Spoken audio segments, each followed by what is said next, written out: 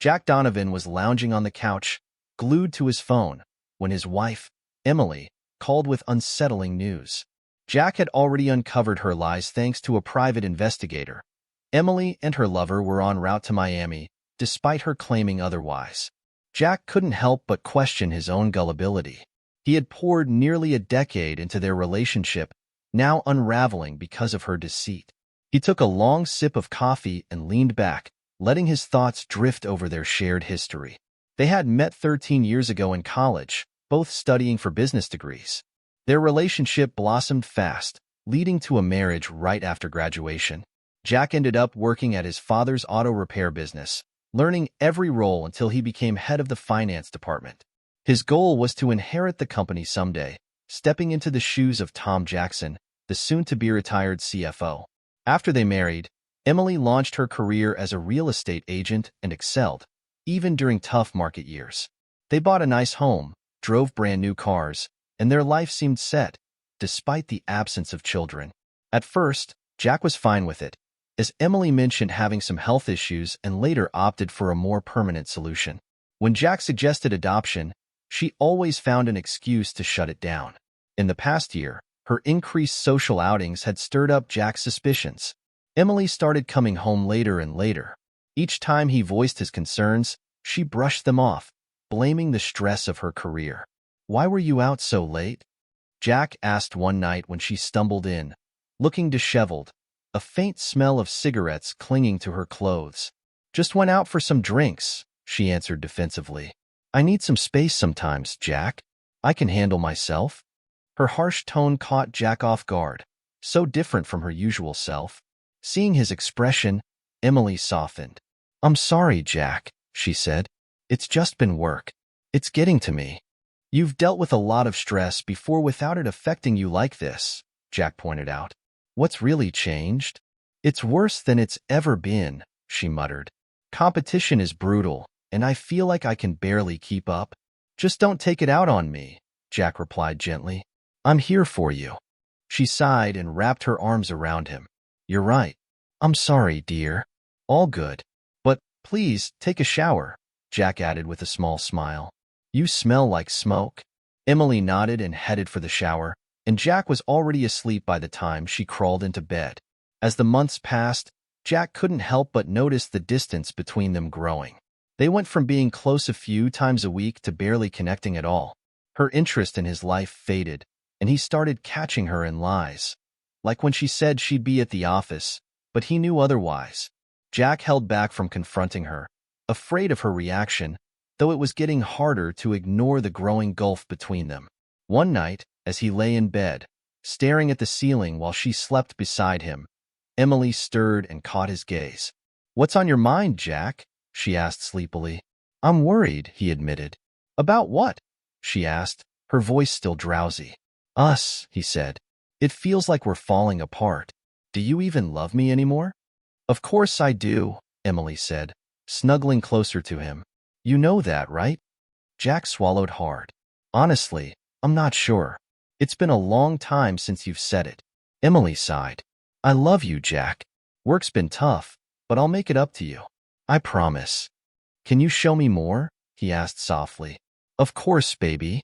She kissed him, and that night, they made love, a gesture that smoothed over Jack's worries for a while but did little to erase the nagging sense that something was off.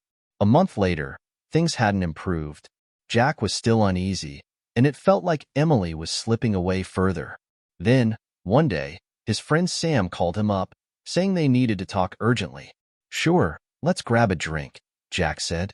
"Not over the phone," Sam insisted, his tone serious. They met at a local bar, and Sam wasted no time. "Jack, I saw Emily today." "Yeah, showing houses?" Jack shrugged. "Not quite," Sam said, lowering his voice. "She was with another guy, holding hands, kissing. It wasn't just friendly."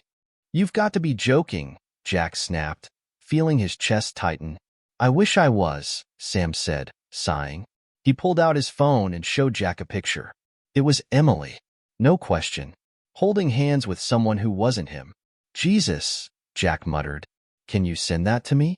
"Sure thing," Sam replied, forwarding it over. What are you gonna do? Jack shook his head. I have no idea. I didn't see this coming. I need to know the truth. My buddy's a private investigator, Sam suggested. Want me to hook you up? Yeah, Jack nodded. I need answers. After leaving the bar, Jack returned home to find Emily there, apparently relaxed. You're back early, she commented. Yeah, I finished up quickly, Jack said. Caught up with Sam. Had a drink. Everything all right? Emily asked, trying to sound casual. Not really, Jack replied. Sam's wife has been cheating on him. Emily raised her eyebrows. Wow, that's awful. Jack watched her carefully. It'd destroy me if you ever did that to me. He didn't miss the slight twitch in her expression, but she quickly smiled and pulled him into a hug. I'd never do that to you, Jack. I love you. Jack forced a smile. Glad to hear it. Emily changed the subject. I've got to start packing. Our company retreat is this weekend. Where is it? Jack asked. Miami. We're staying at the Bayshore Resort. We leave on Friday, she said, distractedly folding clothes. Another award this year? Jack asked. Maybe, she said vaguely. He tried suggesting that they make a trip of it and celebrate their anniversary while she was there, but she brushed him off, citing work commitments. Disappointed, he let it drop. The next morning, Jack called Sam and got the contact for the private investigator. Before lunch, he met the man, a middle-aged guy named Jerry with a cluttered office that smelled like stale coffee. Good morning, Mr. Donovan. The investigator greeted him, his hand outstretched. Please, just Jack, he said. Thanks for meeting me. No problem, Jerry replied. What's going on? Jack laid it all out, the suspicions, the photo, and her upcoming Miami trip. Miami, huh? Jerry said, raising an eyebrow. So you think she's up to something there? I don't know, Jack sighed, but I need to find out. I've got some contacts in Miami who owe me a few favors, Jerry offered. We can keep an eye on her, maybe even set up some surveillance. If you can get me her room number, we can get a setup going, but it'll cost extra. Jack nodded. I understand. I just need to know what's really going on. Jerry handed him a small digital audio recorder. This is easy to use. Just slip it under her car seat. It's voice-activated, so anything interesting will be picked up. You can retrieve it later. She usually leaves her car at the airport, Jack said. Perfect, Jerry nodded. We can work with that. If anything happens, we'll know. Here's my private line for updates. Jack took the number, then reached for his checkbook. He was careful to write the check from his personal account instead of their shared one. He and Emily kept separate finances and had an agreement to use up to 10% of their earnings on whatever they liked. Jack often spent his on clothes or small gifts for Emily. He'd even been saving for a cruise they talked about taking someday, but not anymore. That night, as Emily packed her bags for the trip, Jack offered to help. He noticed how much she was packing. It seemed like overkill for a weekend. When she wasn't looking, Jack peeked inside and saw some things that didn't add up. Tucked between her clothes was a pack of birth control pills, which made no sense considering she claimed to have had a permanent procedure.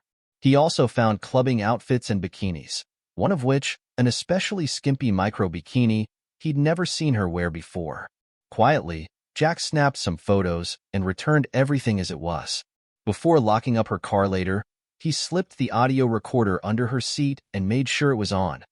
This might be the last straw, he thought sadly, feeling the final threads of their marriage unraveling. The next morning, Emily gave Jack her hotel room number, promising to call him every night. Love you, she said, kissing him as she left. Love you too, he replied, watching her drive away. Once at work, Jack immediately called Jerry to pass along the room number. Got it. We'll get started, Jerry confirmed, ready to mobilize his team.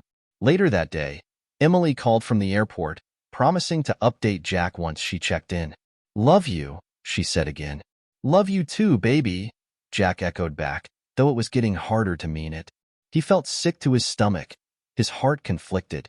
A little while later, Jack's father came by his office, noticing his son's tense expression. Everything okay, Jack? Jack sighed.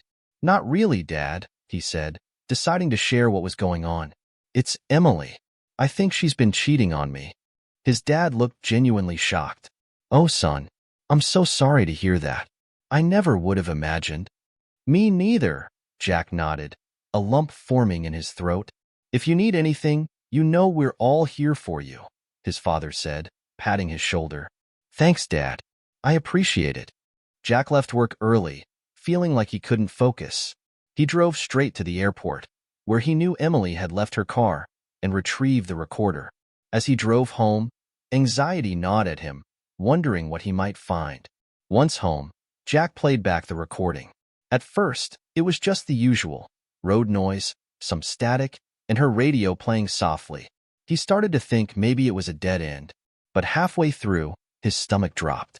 Emily's voice came through, talking to someone over her car's Bluetooth. "Hey, baby," a man's voice said, smooth and confident.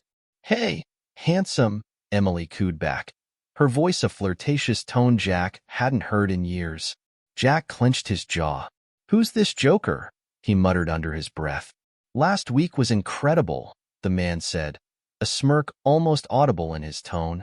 "Glad you had a good time," Emily giggled. "I can't wait for next week." "So, did you tell your husband?" the man asked. "Not yet," Emily replied casually. "I've got it handled." "You sure he's not catching on?" the man pressed. "He's clueless," she laughed dismissively. "He'd believe anything." "Hope you're right," the guy said, a hint of doubt in his voice. "I am," she replied. "I'll see you at the hotel tonight." "Can't wait," the man answered.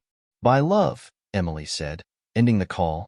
Jack sat in stunned silence, staring at the recorder. He replayed the conversation, just to be sure he hadn't misheard. It was worse than he imagined. Not only was she cheating, but she had made plans with this guy during what should have been their anniversary. Jack grabbed a beer from the fridge and sat at his desk, his head spinning. He thought back over the last few months. What had he missed? How long had she been lying? He'd respected her privacy, trusted her, and now that trust had come back to haunt him. Fueled by betrayal, Jack decided it was time to dig deeper.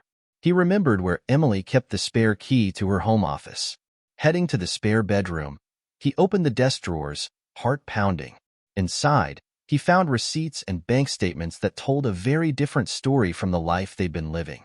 Emily's personal bank account held more than $250,000, far above the savings limit they'd agreed on. There were transactions that stung to read.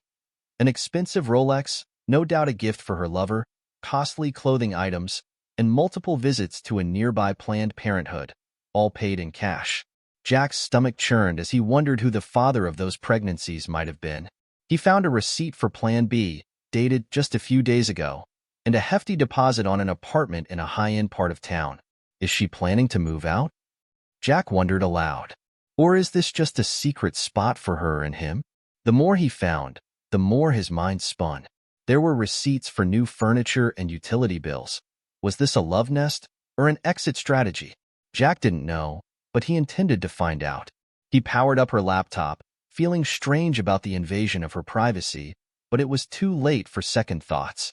Conveniently, her passwords were written down beneath the keyboard, as if she never expected him to look. Jack opened her email, shocked to find her credentials saved in the browser. She had been careless, too comfortable in her deception. His heart pounded as he prepared to dig through her inbox, bracing himself for whatever new lies would come to light. Jack found an extensive email thread between Emily and someone named Greg Walters. Their exchanges were explicit, recounting their encounters, which had started almost a year ago. Right around the time Jack first noticed a change in Emily's behavior. At first, they had been meeting in hotel rooms, but eventually, they had moved their rendezvous to houses she was listing. One email from 6 months back caught Jack's eye and answered some of his lingering questions.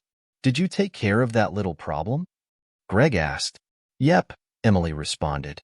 "I went and had the termination today." "Too bad you didn't keep it," Greg replied. "You could have said it was Jack's." "I can't do that," Emily explained. "Jack thinks I can't get pregnant. He would know it wasn't his." Jack clenched his jaw, realizing that was exactly when he had first caught her in a lie. He cursed under his breath. She's been a cheating liar this whole time. He kept scrolling through the rest of their exchanges. There was a point where Greg had suggested that they should have their rendezvous in Jack and Emily's bed. "I won't cross that line," Emily had responded. "Jack has no clue what's going on, but I won't disrespect him in that way." "That fool," Greg wrote back. "He doesn't suspect a thing." "No, but I'm not doing it," Emily insisted. "Well, what if you had your own place?" Greg proposed. "With what you're making, you could easily swing it, and Jack wouldn't know." Maybe you're onto something," she replied. "I've got my own account, and Jack never questions it. I'll start looking." That message was from 3 months ago, and Jack realized the down payment receipt he had found was only a month old. He continued reading. "I found a condo," Emily had written to Greg. "Put down a payment and getting furniture next week."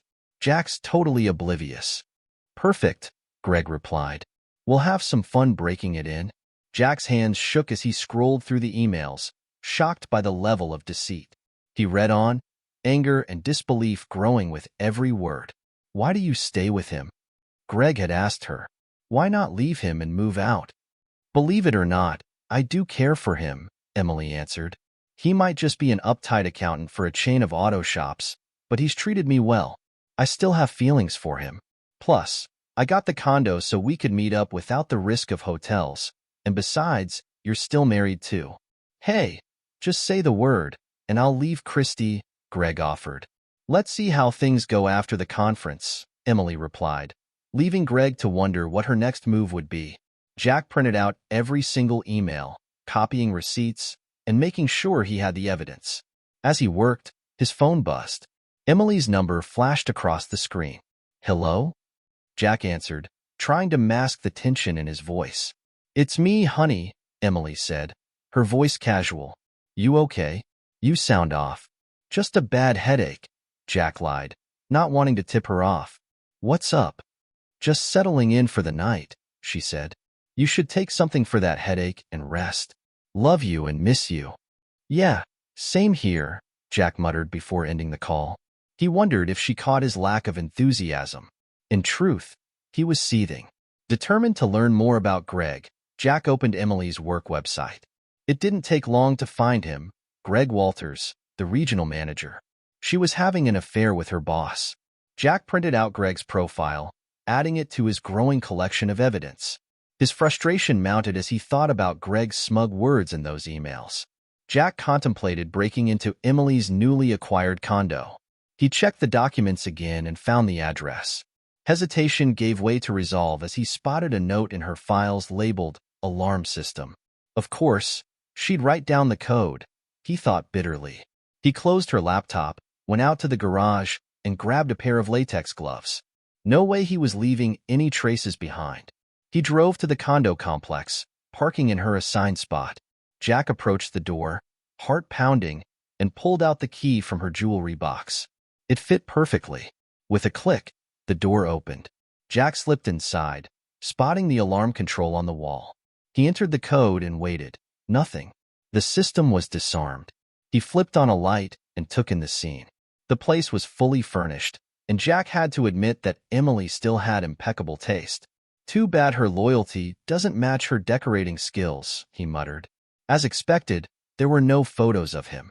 This was her hideaway, her escape from their life together.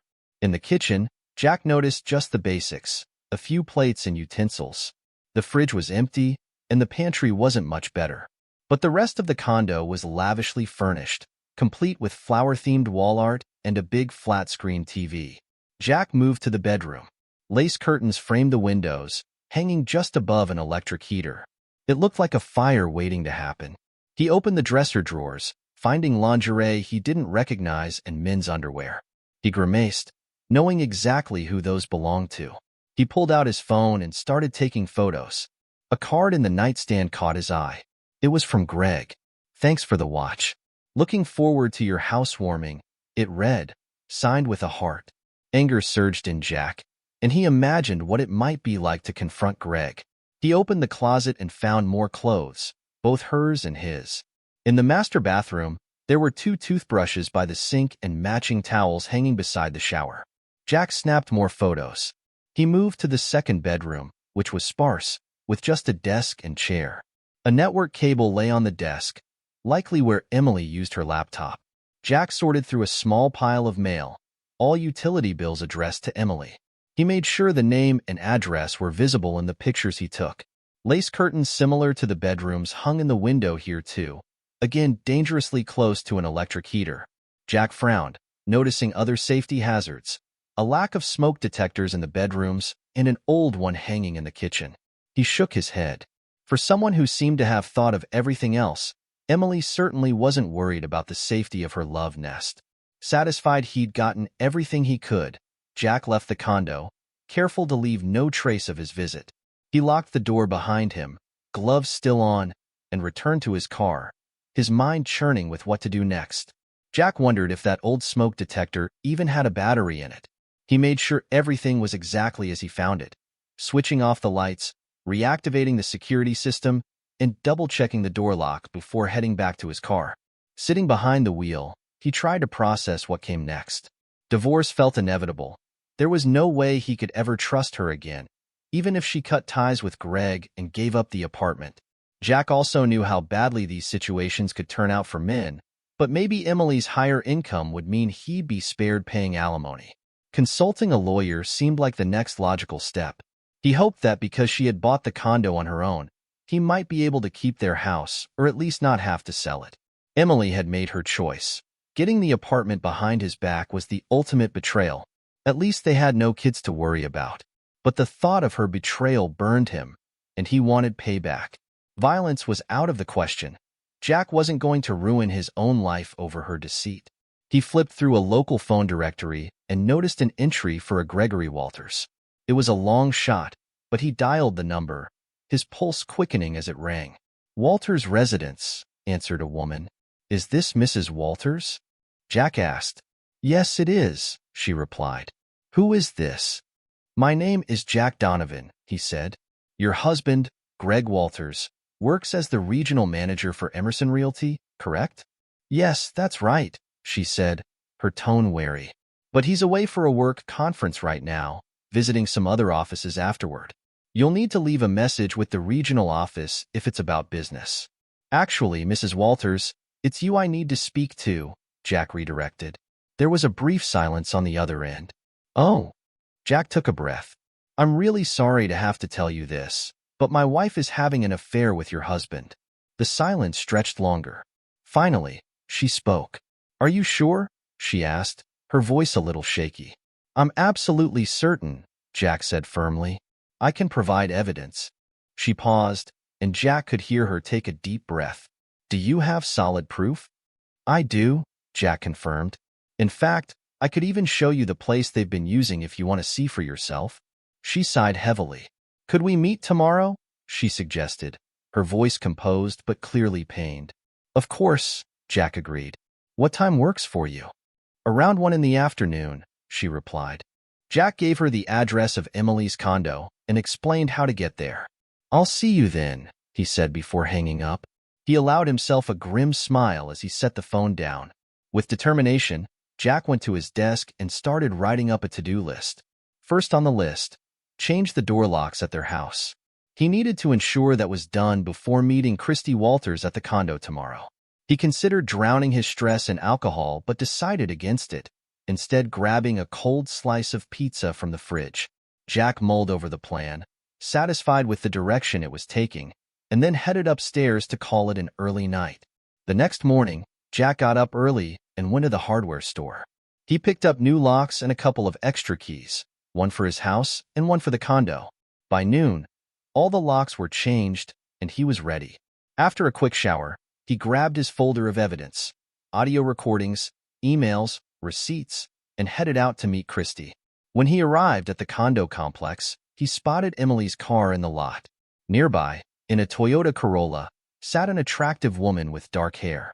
Jack approached and knocked on the window. "Christy Walters?" he asked. She looked up, her eyes filled with suspicion. "That's me," she said.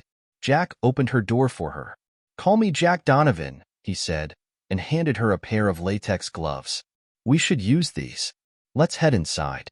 I'll show you their little hideaway." Jack used his spare key to unlock the condo, quickly deactivating the security alarm as they stepped inside. He led her into the master bedroom, where he opened the dresser and pointed to Greg's clothes hanging neatly in the closet. "Oh my God," she whispered, her eyes widening. "I've been wondering where his clothes were disappearing to." Jack nodded, then asked, "Has your husband been wearing a new Rolex lately?" Christy looked surprised. "Yeah, he said it was a gift from the company for his performance," she said, her voice wavering. Jack shook his head and retrieved the card from the nightstand. He handed it to her. She read the note, her expression crumpling as tears filled her eyes. "Is that his handwriting?" Jack asked gently. "Yes," she managed between sobs. Jack swallowed hard. "There's more." He pulled out the stack of emails and then played the recording from Emily's car. Christy took it all in, her tears flowing as she read and listened. When the recording ended, Jack placed a comforting arm around her, trying to keep his own emotions in check. "I'm sorry," he said softly. "It's not your fault," she replied, trying to regain her composure. "I had my suspicions, but I never had proof until now." She wiped her tears and looked at Jack, determination in her eyes. "So, what's your plan?" she asked. "I'm filing for divorce," Jack said. "I can't stay with her after this." Christy nodded, fire returning to her gaze. "As soon as Greg gets home, he's out of my life." Then, suddenly, her eyes brightened with an idea. "What if we help them move in together?" she asked, a mischievous smile spreading across her face. Jack paused, processing the thought. Slowly, a smile of his own began to form. "I like the way you think," he agreed.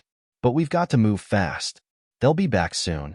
"Greg told me he'd be away for a week after the conference," she said, her voice full of resentment. "I'm sure Emily will come up with an excuse to be gone too." Jack remembered the recording and cursed under his breath. "You're right, but I want her stuff out of my house. Today." Christy smiled through her tears. "Agreed. Let's meet back here in 3 hours." "Sounds good," Jack nodded. "I'll get her things bagged up. I should be back on time." "See you then," she said as she stood up. Jack couldn't help but notice how small and graceful she was, her determination making her seem much taller.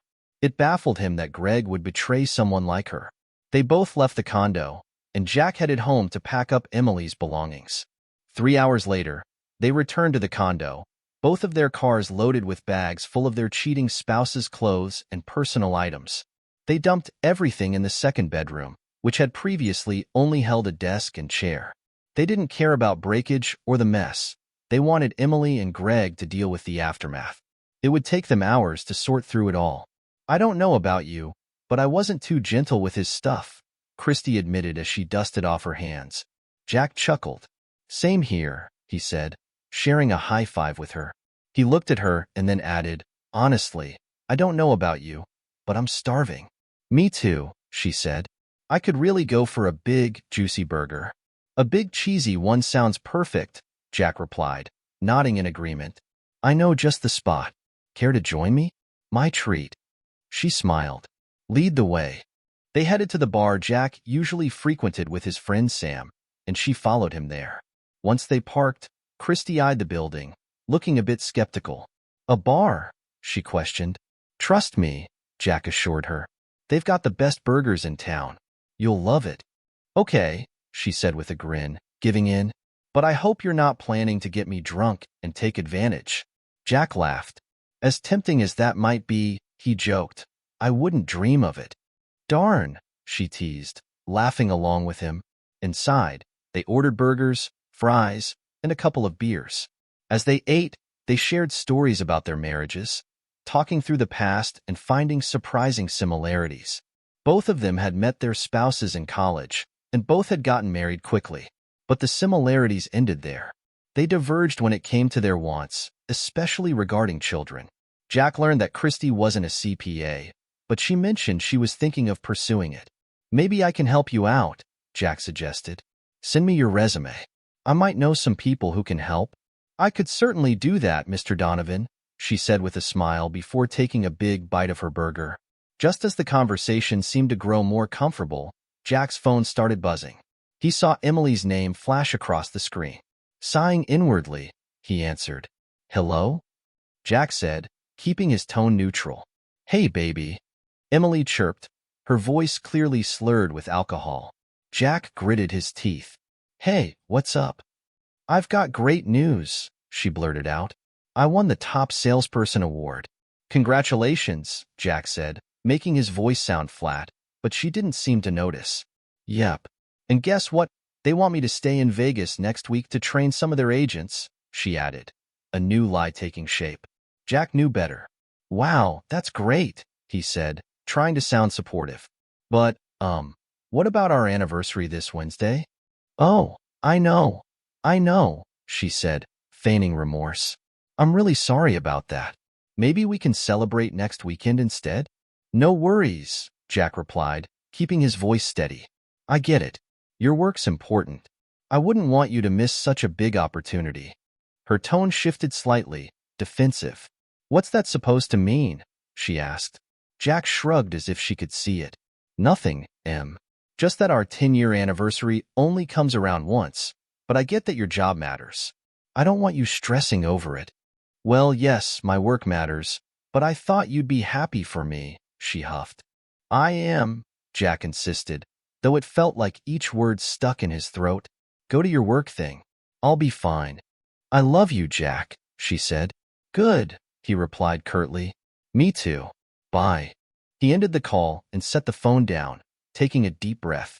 Christy watched him, her expression softening. She chose Greg over your anniversary, Christy said, placing a comforting hand on his. I'm sorry, Jack. Jack felt a lump form in his throat, and he fought back tears. It stung. The woman in front of him, who he barely knew, seemed to care more about his feelings than his own wife did. Thanks, he managed, attempting to smile through his pain. Jack pulled Jerry's card from his wallet and dialed the private number. When Jerry answered, Jack didn't waste any time. Hey, Jerry, it's Jack Donovan. Just talked to Emily. She claims she's staying in Vegas for another week. And you don't buy it? Jerry asked, unsurprised. Not for a second, Jack replied. Got it. I've been working on your report, but I'll get my team to keep an eye on them, Jerry said. In fact, the conference wrapped up a couple of hours ago, and I can't tell you they've been enjoying themselves. Most attendees are headed home tomorrow.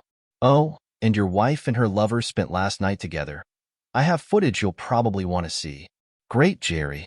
Thanks, Jack said before ending the call. He turned to Christy, giving her a grim smile. Looks like we'll get to the bottom of this tomorrow. My PI caught those two spending the night together and is sending over some video footage. Want to watch it with me? Christy sighed deeply. Not really, she admitted, but I probably should. Jack nodded understandingly. All right then, let's head to my place, he said, rising to his feet. After paying the bill, they drove to Jack's house. Once they were settled in his office, the notification for Jerry's email arrived. Jack looked over at Christy. Would you like a drink before we start? He offered. Sure, she said. A cola, if you have it. 2 colas, coming right up, Jack replied, heading to the kitchen. He returned a moment later with 2 cold cans. Handing her one, he sat down and clicked on the video link.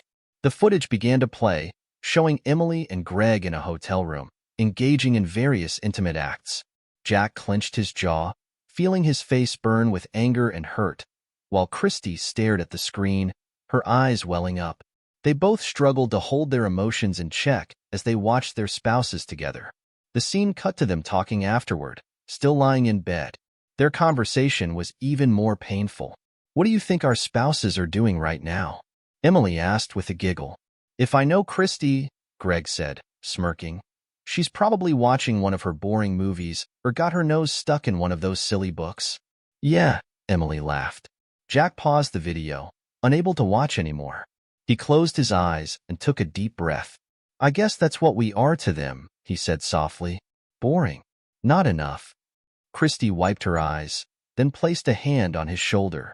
We deserve better, she said, her voice breaking. Jack nodded, his heart heavy but resolute. We do, he agreed. And we're going to make sure they understand that. I get what you mean, Emily agreed in the video.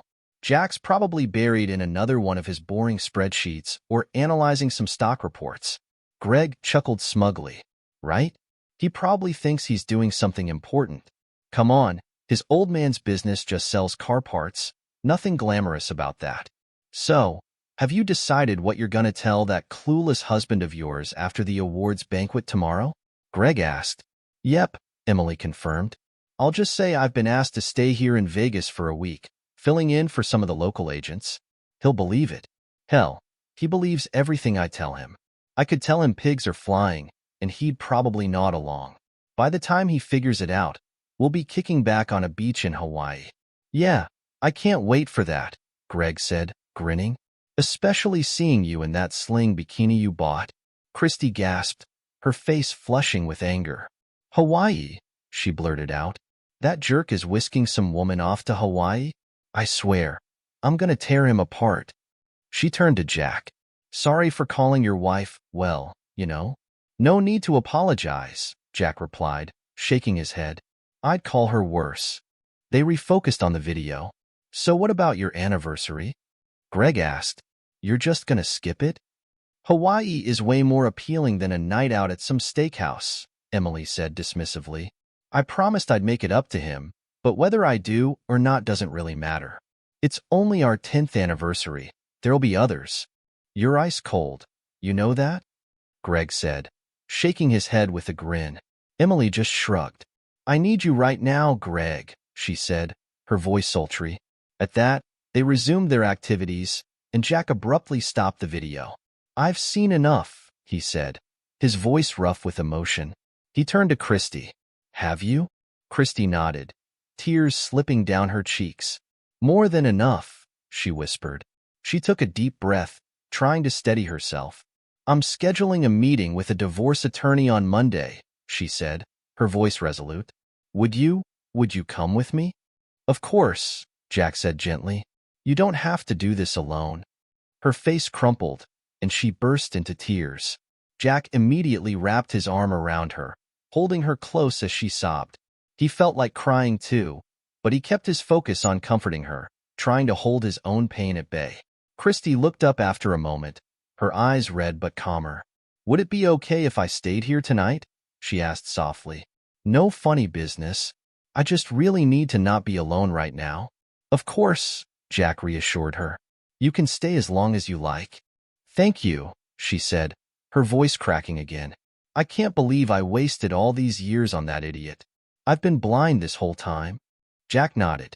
I get it, believe me, he said.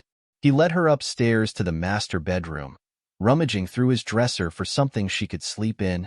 He found an old, oversized t-shirt and handed it to her. She smiled gratefully and went to the bathroom to change. While she was in there, Jack put on his own pajamas and climbed into bed. When Christy came out, wearing the t-shirt, Jack couldn't help but stare for a moment. He had always thought Emily had great legs, but there was something striking about Christy. Her legs were long, slender, and seemed almost graceful. She caught him looking and smiled. What's wrong? She asked teasingly. Never seen a pair of legs before? Not ones as lovely as yours, Jack admitted with a grin. Sweet talk will get you everywhere, sir, she said, laughing softly. She slipped under the covers, and Jack wrapped an arm around her, pulling her close. Her scent filled his senses, a mix of lavender and something sweet that made his heart ache in a good way. She rested her hand on his chest, snuggling in. You know, Jack said quietly, you're the first woman I've shared a bed with besides my wife in over 10 years. She looked up at him, her eyes softening. You're the only man I've been with besides Greg, she whispered. They gazed into each other's eyes for what felt like an eternity before sleep finally claimed them, their bodies entwined for warmth and comfort. The next morning, Jack woke to find himself still holding Christy close. She was already awake, her head resting against his shoulder. Good morning, sleepyhead, she greeted him with a smile.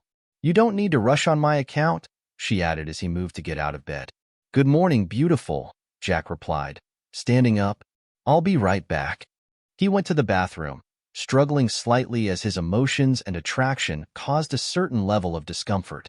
Once he was done, he returned to find Christy already up, tidying up the kitchen and making scrambled eggs and bacon. The scent of the food made Jack realize how hungry he was. He glanced at the clock, 8:30 a.m. Seeing Christy in the kitchen, wearing his old t-shirt, brought a smile to his face. For a moment, he remembered when Emily used to do the same, but those days felt like a lifetime ago. "Wow, that smells amazing," Jack said as he stepped into the kitchen. Christy turned and smiled at him. "I hope you don't mind me taking over your kitchen." "Not at all," Jack assured her, leaning against the counter. "I can't remember the last time someone made me breakfast." "Emily didn't cook for you?" Christy asked, surprised. "She used to," Jack said, "but then she stopped. Said it took too much time away from preparing for her clients." Christy frowned. "What a load of crap," she muttered. "Exactly," Jack said, shaking his head. The aroma of the bacon filled the air, and soon, Christy set a plate down in front of him. Jack ate hungrily, as if he hadn't eaten in days. "This is incredible," he said between bites. "Do you cook like this every morning?" "Whenever I can," she replied, smiling. Jack's phone started buzzing, and he glanced down to see Jerry's name. He picked up. "Hey, Jerry. Working on a Sunday?" he asked. Jerry chuckled on the other end. "More often than I'd like," he admitted. "But I wanted to give you an update. Your wife and her boyfriend boarded a flight out of Vegas just before 6 a.m. this morning. They had a layover in Los Angeles for about 40 minutes and took off again an hour ago. They should be landing in Honolulu in about 5 hours. Jack clenched his jaw, nodding to himself. "Thanks, Jerry. I appreciate the heads up," he said, ending the call. He turned to Christy, shaking his head slightly. "They're on their way to Hawaii," he said. "Left Vegas early this morning." Christy slammed the pan she was holding onto the counter, her eyes flashing with anger. "Hawaii. Of course they are," she said, her voice dripping with sarcasm. "I'm done with him, Jack. Absolutely done." Jack nodded. "Me too," he said, his voice hardening. "And we're going to make sure they realize what they've thrown away." "I've got the flight details if you need them," Jerry said. "Got it," Jack confirmed. "They're on American Airlines Flight 31, Jerry added. "I also have a contact in Honolulu who's ready to track them once they land." "Thanks, Jerry," Jack replied, jotting down the information. After ending the call, he turned to Christy. "Well," he began, "here's the latest. They're on their way to Hawaii." As the plane ascended, Emily settled into her seat and looked out the window, watching as the plane climbed over the vast Pacific Ocean. "This is it," she thought to herself, trying to ignore the gnawing pang of guilt that swept over her for betraying Jack, who had always been nothing but trusting. She glanced to her left and saw Greg already dozing off beside her. Emily closed her eyes, the hum of the engines filling her mind. She briefly reflected on the past decade, 10 years with Jack. Somewhere deep down, she recognized her affair as another in a long line of poor decisions. But she managed to justify it to herself yet again. Maybe things would work themselves out, and Jack would never find out. Maybe they could still grow old together, retire in peace, and put all this behind them. The first major deception had been telling Jack she couldn't conceive. The truth was she could, but she had no desire to be a mother. While some women found joy in the idea, it wasn't for her. She told Jack that she faced medical hurdles and needed a procedure to prevent pregnancy. Jack, though initially reluctant, eventually accepted it. They decided she would undergo a tubal ligation. However, complications with an IUD arose before she had the procedure, and she ended up discontinuing its use due to persistent pelvic discomfort and headaches. Instead, she turned to conventional birth control pills, along with the rhythm method, carefully timing her intimacy to avoid risks during her most fertile periods. For the most part, it worked, but not always. The first time she got pregnant, it was Jack's. Emily panicked. She feared how Jack would react. He would realize her initial lie, as well as her underlying reluctance to have children. Discreetly, she went to terminate the pregnancy, covering the costs on her own. Fortunately, they had kept separate bank accounts, alongside their joint one. Though they had agreed early on to contribute 10% of their income to the shared account, Emily quietly manipulated her contributions, allowing her to privately fund the procedure without Jack ever knowing. The second pregnancy came about roughly 6 months ago, this time with Greg. She didn't hide it from him, and after some discussion, they both agreed on another termination, which she again paid for out of her personal account. She hoped Jack would stay in the dark, just as before. For the first 7 years of her marriage, Emily had stayed loyal. But everything changed one afternoon when she was showing a house to a client. He was strikingly handsome and clearly wealthy, and in a fleeting moment of chemistry, she made a decision she never regretted. They ended up having an intense, passionate encounter right there in the home she was showcasing, and afterward, the man bought the property on the spot, as if it were a form of gratitude. It wasn't something she repeated often, maybe 10 times in total over the following year and a half. But eventually, Emily discovered that some of her colleagues were living the same kind of double life. Despite occasional guilt, she rationalized it away. If other women could indulge without consequences, why shouldn't she? To her, it had nothing to do with her love for Jack. She still loved him in her way, and she reasoned that what he didn't know wouldn't hurt him. Then she met Greg, and everything shifted. He was everything Jack wasn't. Jack was methodical, always analyzing every decision with caution, whereas Greg was spontaneous and confident, impulsive, even. Jack's life had been planned out from the start. He worked for his father's auto parts company, was climbing his way toward becoming CFO, and would eventually take over as president. Greg, on the other hand, didn't have any of that security. He lived day to day, making decisions on the fly, and that kind of freedom thrilled Emily. Even their approaches to intimacy were different. Jack was considerate, always attentive to her needs, while Greg was aggressive, taking what he wanted. At first, the difference had been exhilarating, though it had started to leave her feeling empty afterward. Initially, their rendezvous happened in motels or in the houses she was selling, but she grew anxious about being seen. Jack's suspicions, which surfaced a few months ago, forced her to put some distance between herself and Greg, and for a while, she focused her attention back on her husband. But it wasn't long before she found herself drawn back into Greg's orbit. Wanting to avoid getting caught, she decided to get her own place, a condo where she and Greg could meet without fear of exposure. Despite all of Jack's flaws, she still harbored some affection for him. Getting the condo had been a calculated decision, and she used their separate finances to keep it secret, just as she'd done in the past. The idea was to still enjoy some benefits of her marriage, like tax breaks, while also carving out a separate life with Greg. To her, it was a win-win. Now, this trip to Hawaii was a culmination of everything: the lies, the manipulation, and the secrecy. She had masked this week as a work trip to Vegas for Jack, and at the same time, Greg had informed his wife of his supposedly routine business travel. Emily regretted missing her 10-year anniversary with Jack, but she told herself she'd make it up to him later.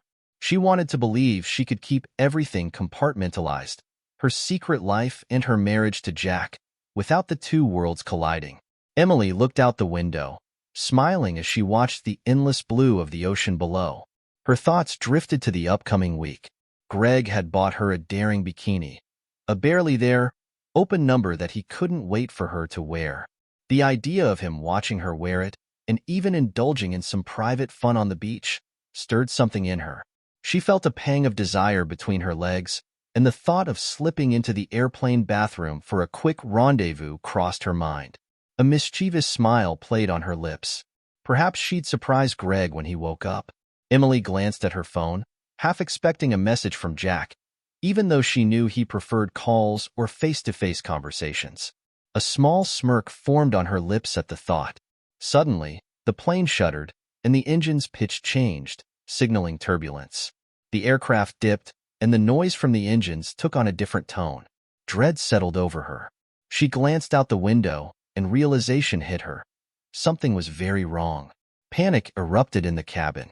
The weight of gravity pressed her into her seat, and she could see the ocean getting closer. "Oh God," she thought, a flood of resignation filling her chest. "This is it. We're going down." Oxygen masks dropped, and screams filled the cabin. Flight attendants shouted instructions, bracing themselves for the inevitable. Tears streamed down her face. Emily clutched her phone, glancing at it one last time, thinking of Jack. Somewhere deep inside, she allowed herself to acknowledge the series of choices that had led her here. Meanwhile, Jack and Christy had just finished breakfast, tidying up the last of the dishes. They sat back at the table, discussing their cheating spouses and trying to figure out the next steps. Jack found himself admiring Christie's ability to plan things out.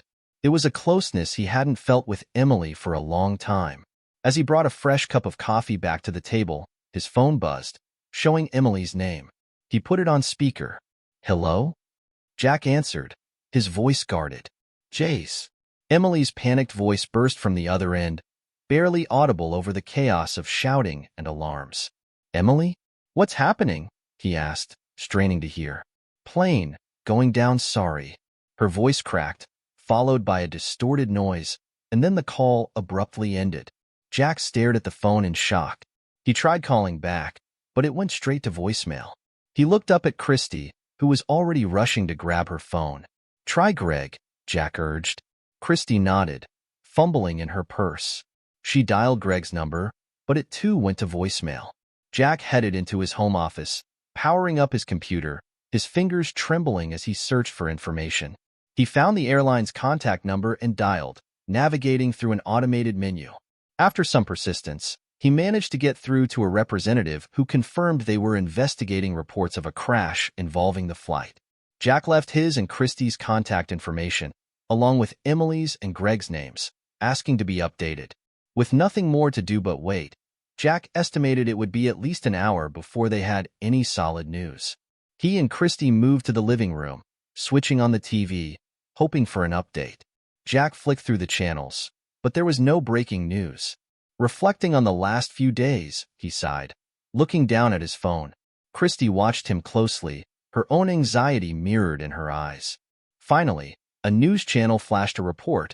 An American Airlines flight bound for Honolulu had gone down in the Pacific Ocean.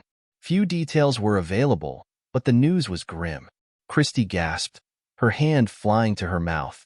Jack pulled her close, holding her tightly, silently praying for Emily's safety.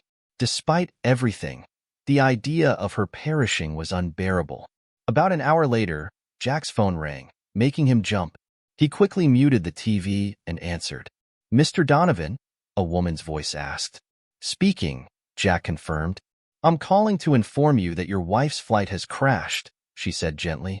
"I don't have any additional information right now, but we will contact you as soon as we learn more." "Thank you," Jack managed, ending the call. He looked at Christie, who immediately wrapped her arms around him, her eyes wet with tears. A few moments later, Christie's phone rang with the same grim news. It wasn't long before Jack's father called too. "Hey, Jack," his father greeted. "Hi, Dad," Jack replied, trying to keep his voice steady. "Just got back from church," his father said. "Did you hear about the plane crash on the news?" "Yeah, I did," Jack said quietly. "It's terrible," his father went on. "By the way, how's Emily doing? Wasn't she supposed to be flying back from Vegas?" Jack hesitated before answering, his voice hollow. "She was on that plane, Dad." A stunned silence filled the line before his father spoke again, his voice breaking. "What was she doing on a flight to Hawaii without you?" "She was with her boyfriend," Jack said flatly. "Oh my God, son," his father breathed. "I'm so sorry to hear that. Look, take some time off, sort things out. Let Mike know you'll be away, and if you need anything, just call me, okay?" "Thanks, Dad," Jack said, ending the call. He put the phone down, his thoughts racing, emotions roiling inside him. On the one hand, there was a deep sadness knowing that Emily might truly be gone. Yet there was also anger. Anger at her betrayal, anger at himself for not confronting her sooner. And somehow, he felt a strange sort of relief. No messy divorce, no more lies, no endless fights. But then the realization hit. He'd still have to deal with all of Emily's final affairs, including the apartment and the costs. Jack sighed heavily. "Damn," he muttered. He looked over at Christie, watching her as she wiped away her tears, her expression a mix of sorrow and confusion. He wondered how she was feeling, what her next move would be. Then, an idea struck him. He approached her, taking a deep breath. "Christie," he began, catching her attention, "why don't you sell your place and move in here with me?" She blinked, her eyes widening. "Are you serious?" she asked, her voice barely a whisper. "Absolutely," Jack said, his voice firmer now. There's an extra room upstairs. And with everything going on, maybe we could help each other get through it. Christy looked down for a moment, considering his words. Finally, she met his gaze, tears brimming again but a small smile forming. All right, but on one condition, she said. What's that? Jack asked. I want to share your bed, she stated, her voice steady. Jack's thoughts raced. It was all happening so quickly, but as he looked at her, all his doubts faded away. Really? He asked, his heart pounding. Last night was the first time in years that I felt genuinely comfortable, she said, her voice softening. I want that. Is that all right with you? More than all right, Jack assured her, his own smile returning. Then it's settled, she said. I'll grab my things from home and be back tonight. Jack nodded. I'll be here. After Christy left, Jack sat back down at his desk.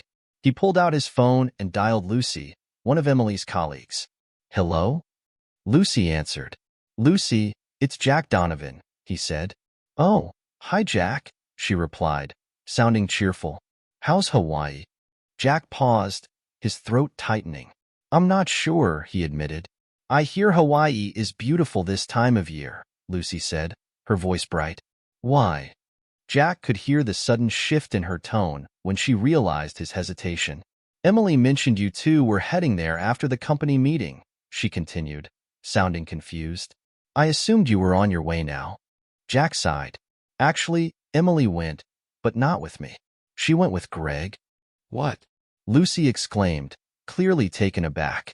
That's right, Jack confirmed. But neither of them made it.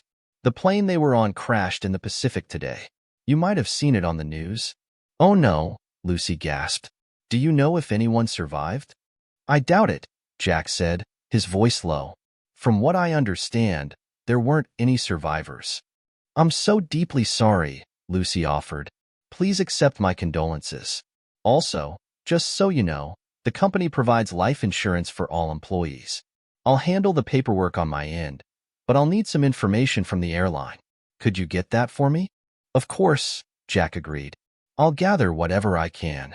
He paused for a moment, then asked, Lucy, can I ask you something? Sure, Lucy replied, her voice softening. Were you aware of Emily's affair with Greg? Jack asked directly. Lucy was silent for a moment before she responded. I had my suspicions.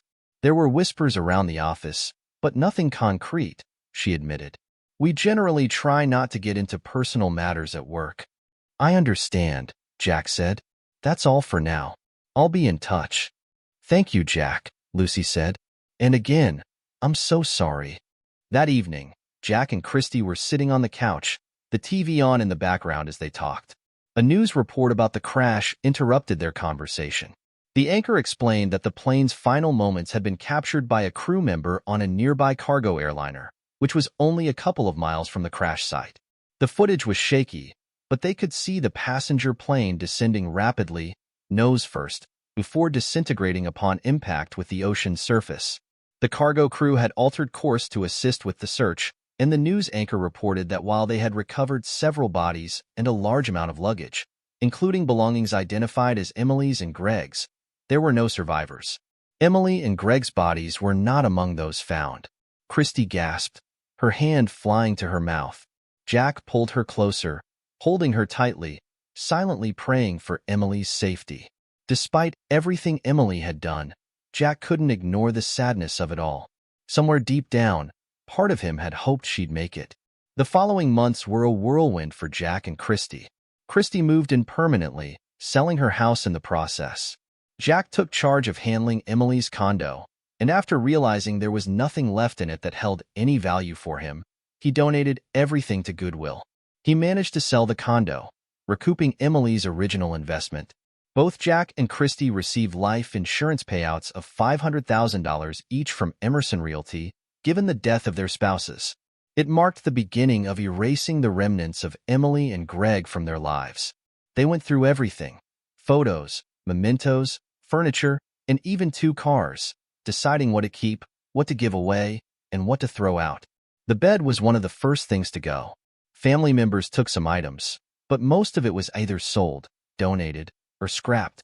Jack also had to deal with closing out Emily's bank accounts, a process that took months of paperwork. Finally, he received a check for around $250,000, money that had once been hidden from him. Lawyers reached out to both Jack and Christy, seeking to represent families in a lawsuit over the crash. It was determined that the crash was due to crew errors, misinterpreting onboard computer warnings, and making incorrect decisions. The plane had descended at a terrifying rate of about 12,000 feet per minute, ultimately crashing into the ocean at around 135 miles per hour. A journey that took just over 3 minutes. Jack found himself imagining Emily's final moments, some of which were spent on the phone with him, realizing she was facing her death with no hope of escape. He wondered if she felt true regret at the end, but to him, it was too little, too late. The airline eventually reached a settlement with the families, compensating each passenger's next of kin with about $175,000. In total, Jack and Christy received over $1.6 million. Even after taxes, it was a substantial amount of money. Since neither Emily's nor Greg's remains were recovered, there was no funeral. Instead, Jack and Christy organized small memorial services, mostly for their family's sake. But neither of them shed tears for their lost spouses. 3 months after she moved in, Christy quit her job. By then, she and Jack were deeply in love. One night, while they were out for dinner at a local Texas roadhouse, Jack decided to take the next step. He got down on one knee and proposed. Christy let out a joyful laugh and immediately said yes, drawing cheers and applause from the nearby tables. "It's about time you made an honest woman out of me," she whispered as Jack slipped the ring onto her finger. Jack grinned, his eyes twinkling. "And why is that?" he asked, a hint of playfulness in his voice. She leaned in closer, her eyes sparkling. "Because," she said, her voice barely a whisper, "you're going to be a father." Jack's eyes widened in surprise, and his face broke into the biggest smile. He pulled her into his arms, showering her with kisses as the other patrons cheered even louder. "I love you more than anything," he said, his voice cracking with emotion. "And I love you even more," Christy replied, tears of joy in her eyes. "Just one request," she added, her face softening. "What is it?" Jack asked, still smiling, his heart feeling full for the first time in a long while. "Please don't ever ask me to fly anywhere," she said, a playful but earnest tone to her voice. Jack laughed, hugging her tightly. "Don't worry, my love," he assured her. "We're staying on solid ground from now on,